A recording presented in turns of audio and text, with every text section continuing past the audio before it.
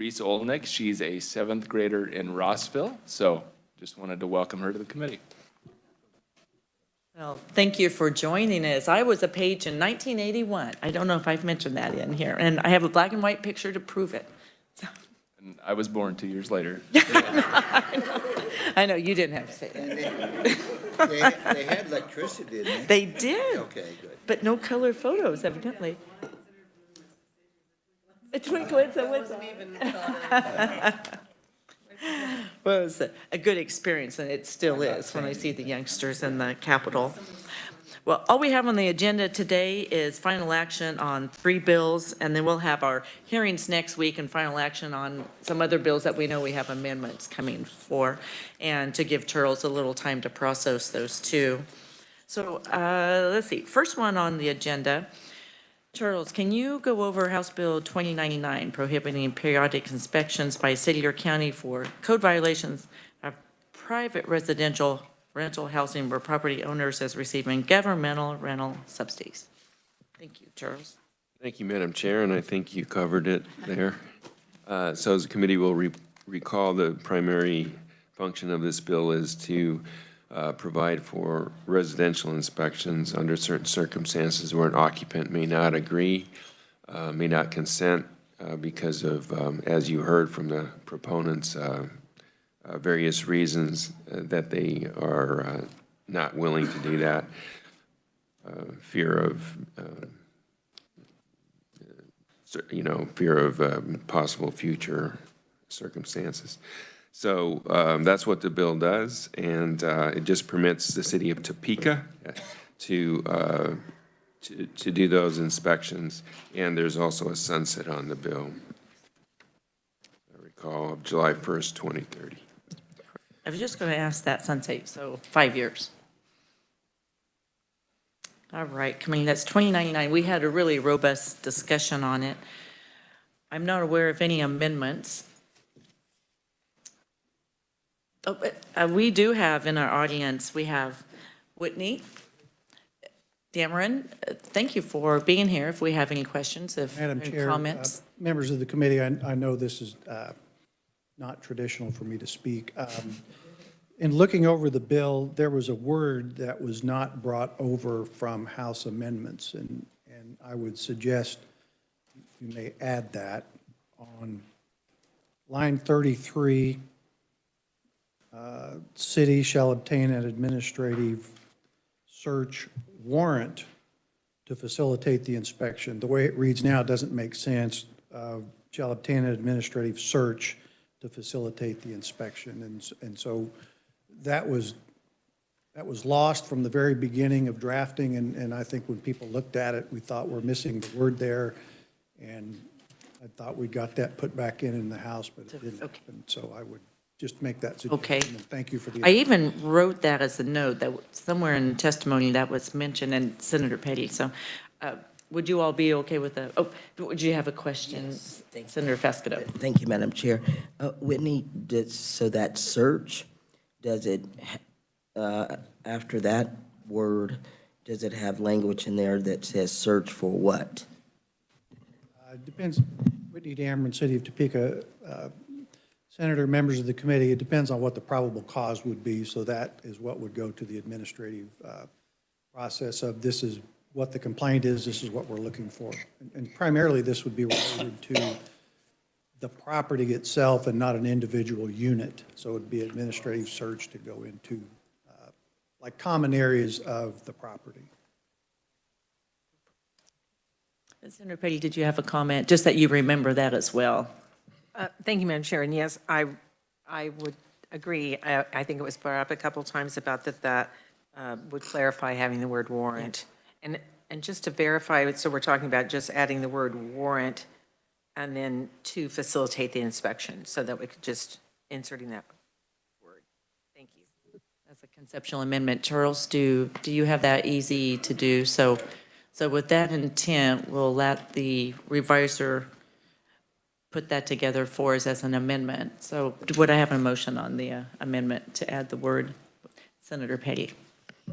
Madam Chair, I'll make a motion that we add the word warrant on line 33 following the word administrative. Okay. I had a first and a second by Senator Clifford. Any discussion? Oh, Charles has a.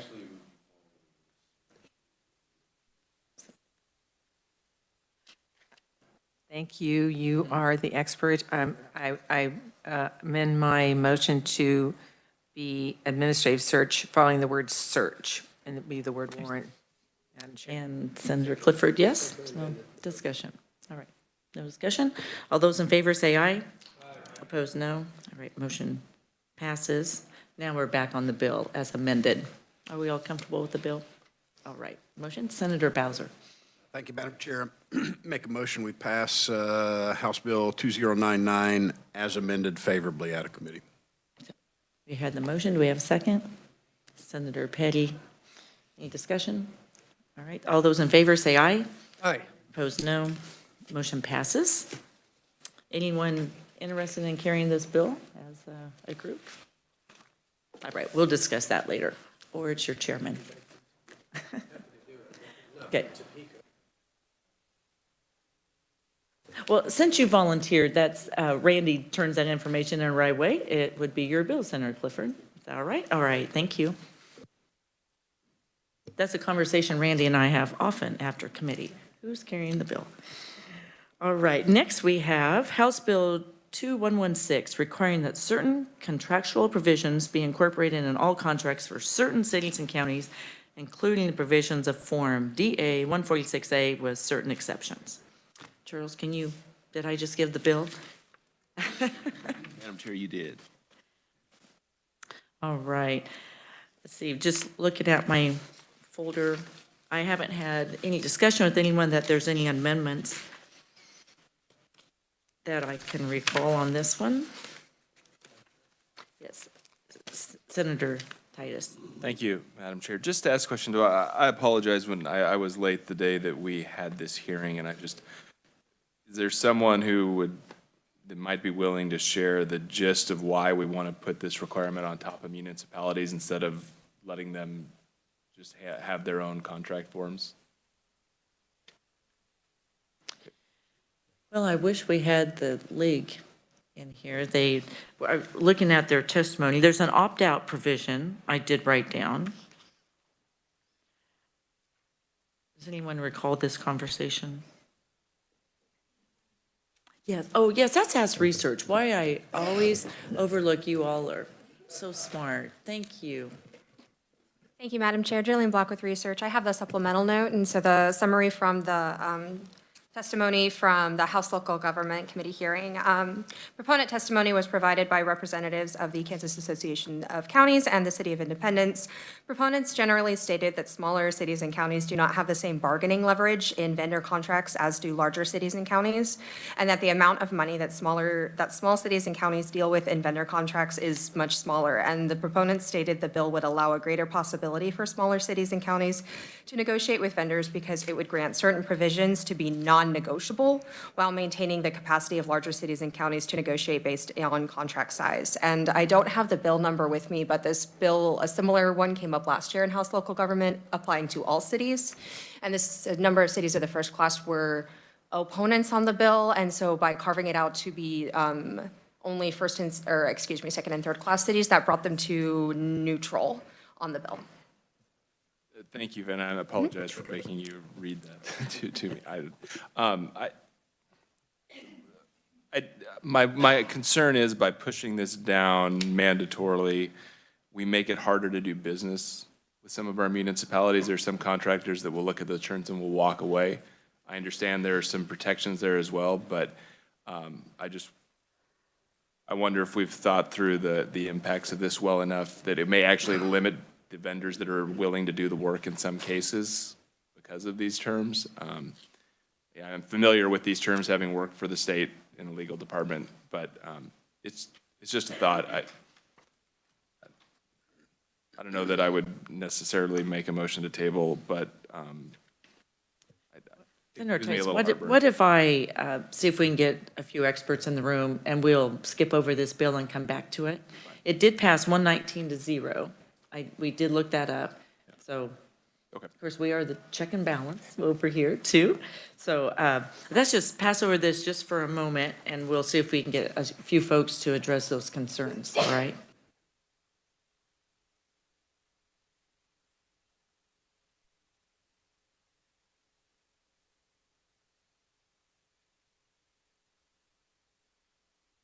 And we do also have next week to work bills too, so if we don't get a response that quick.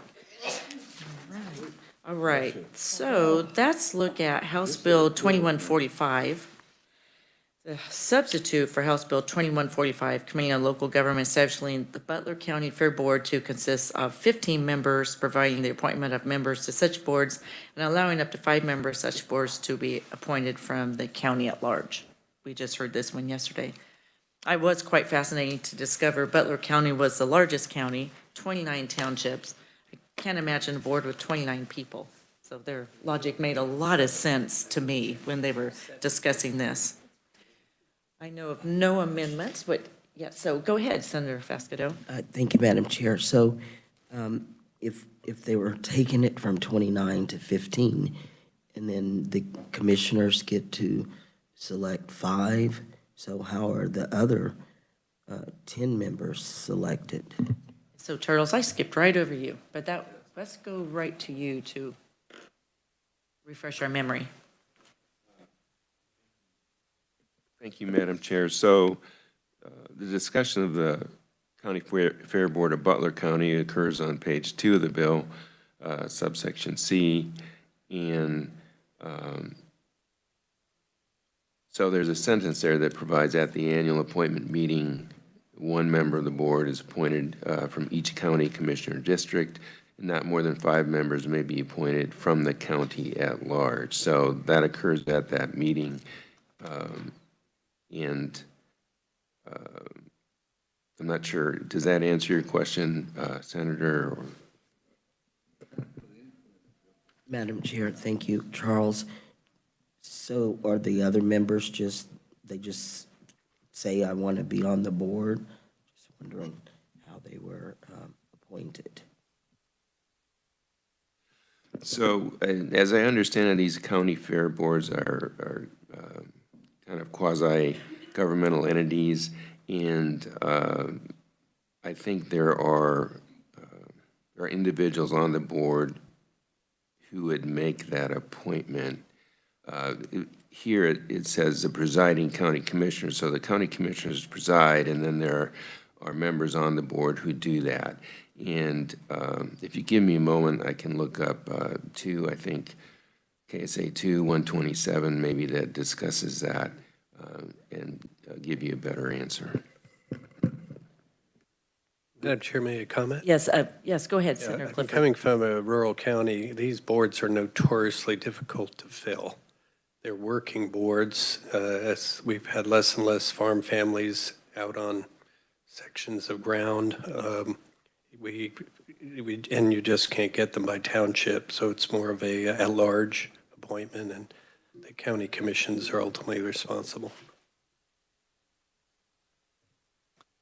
I did appreciate their administrator coming in with a solution to their problem. They know what they want, and it made sense to me, so. Well, all right, I don't see any offers of amendments. Would I have a motion to pass the bill out favorably? Senator Titus. Thank you, Madam Chair. I would move the committee recommend House Bill 2145 favorably for passage. Do I have a second? Senator Petty. Any discussion? All right, thank you. So all those in favor, say aye. Aye. Opposed, no. All right, motion passes. And look who arrived just in time. It's on the 5th floor, of course. And you dashed down, Spencer. Thank you for joining us. So we're going to go back to HB 2116. And we did have a few questions. Can you recall that? I know you have numbers floating around. Yeah, it's a contracts bill. Yes. And we had a few questions on My that, best. Spencer. I'm not the lawyer, but I'll Okay. play one as best I can. So, all righty. And Senator Titus, would you like to Yes, ask thank you, Madam Chair. Spencer? Just looking at this, I'm familiar with the terms, the DA 146 from my background. My only concern was, did you give a lot of thought that there are some vendors that won't deal with these terms? right? They won't do business with entities that are forced by law because of some of the provisions. Was there any thought that this might limit the number of vendors available to some of these communities on the other side and make it more difficult in some Yeah, cases? we talked about it a little, although we do have a model to look at, which is school districts and counties already have to follow this regardless of their size right now. So it's not new to the process. So we did kind of look at how it's impacted them. And the determination that was finally made was that's not as big of an issue in those second and third class cities, which is why we carved them out, versus the bigger cities who both have some buying power, if you will, and more negotiating power. So at the end of the day, we leaned more towards those second and third class cities view this much more as a protection for them, because then they can get less bullied, if you will, right? Because of their small size, for lack of a better word. And so we leaned in that direction at the end of the day. I know you're appreciative of the opportunity for extra steps. No, it's all right. I got to keep the Fitbit. Thank you. Need the Fitbit. Thank you, Madam Chair. I appreciate that. All right, do we have additional questions? So this is a good Yeah, I mean, idea this is the for second your- year it it's- was worked on. Representative Blex over in the House worked with us. The first version had some of these concerns that we'd heard, questions you had during the hearing and others, that we had time to address them. And we did bring in all the cities, all the interested parties, and this is what we all think is going to work for us. It was a good idea for your Yeah, folks. we think it's They're going to be good comfortable. for those small cities. Okay. Okay. All right. Spencer, thanks. Yep. Hang out with us just a few more minutes. All right. I don't see any hands for amendments. Would I have a motion on House Bill 2116? Capital Senator Pate. Madam Chair, I make a motion that we pass out 2116 favorably for passage. Do we have a second, or a motion? Do we have a second? Senator Bowser? Any discussion? All right. All those in favor say aye. Aye. Opposed, no. Okay. Motion passes. Bill is on its way.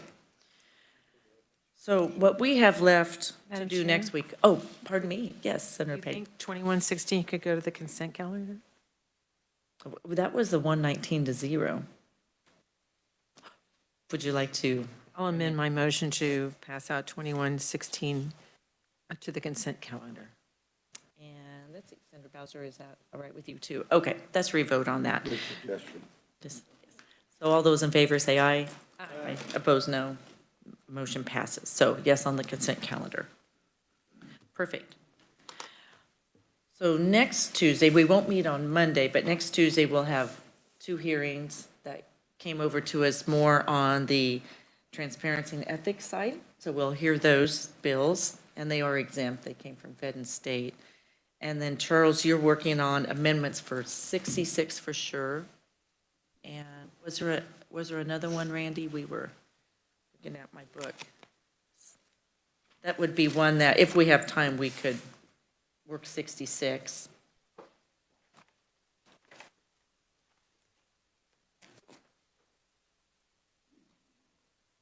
Well, we'll leave it at that, knowing that that one is something on our agenda, and we'll see what else we have in our committee that we'd like to discuss. So you can check out the bills that are left, so. All right, well, that's all I have for us all today, so I'm so sorry. Randy, thank you for saying that. She even types it on my agenda and she highlights it in pink.